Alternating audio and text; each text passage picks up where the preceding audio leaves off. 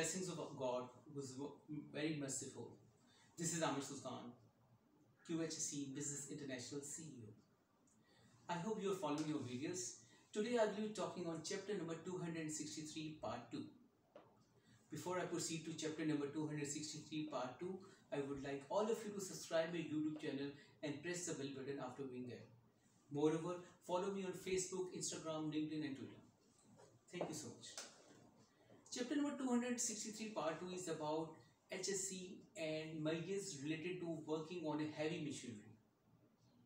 There are many things which need to be followed up while working on a heavy machinery with respect to HSE. First of all, the personnel who are going to work on it should wear proper safety PPs. For instance, they should have proper safety mechanical shoes.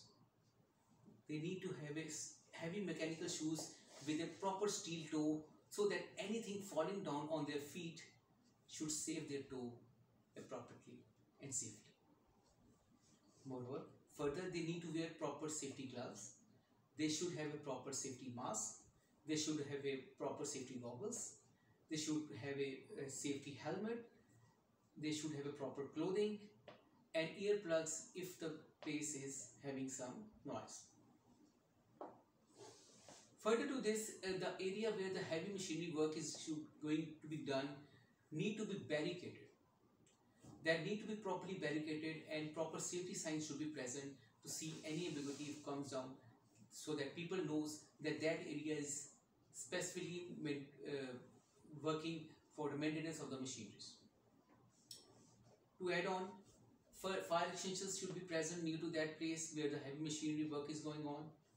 First aid kit should be present. Fire HSE personnel should be present. Fire safety personnel should be present in case of any ambiguity goes on, so that the things can be solved out quickly.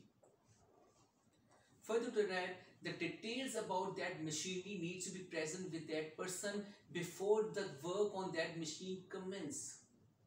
Details such as when the last maintenance of that machine has been done, what is the running of that machine, what is the current status of that machine, how the machine was behaving in the last 5 years, 10 years, or if it is a year, 2 years old, what is the status of that current status from the day it has been bought and working, and giving up the details and the results. Further to that, the checking of that maintenance plan. Lastly, they have been verified by the personnel for their checking, when the last overall has been taken. This all need to be checked and verified. Further to this, the permit to work need to be issued from the HSE department before the commencement of work starts. Permit to work should ensures and should tell for how much time that machinery's maintenance is going to be done, and who people are working for that, what PPs they are going to wear, where the permit to work will be present with them, one with the HSE department and one in the central location, and how measures about the electrical connection disconnection or mechanical connection disconnection has been done or not.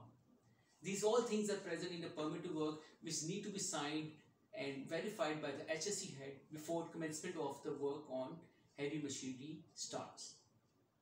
If you need more details, if you need more summary, reports, recommendation, you can contact me anywhere in the world at +92 335 734 7400, and you can reach me on my another number at +92 314 639 7990, and you can reach me on my email at amirsultanrana@yahoo.com, and further you can reach to my company website at www.qhsebusinessinternational.com.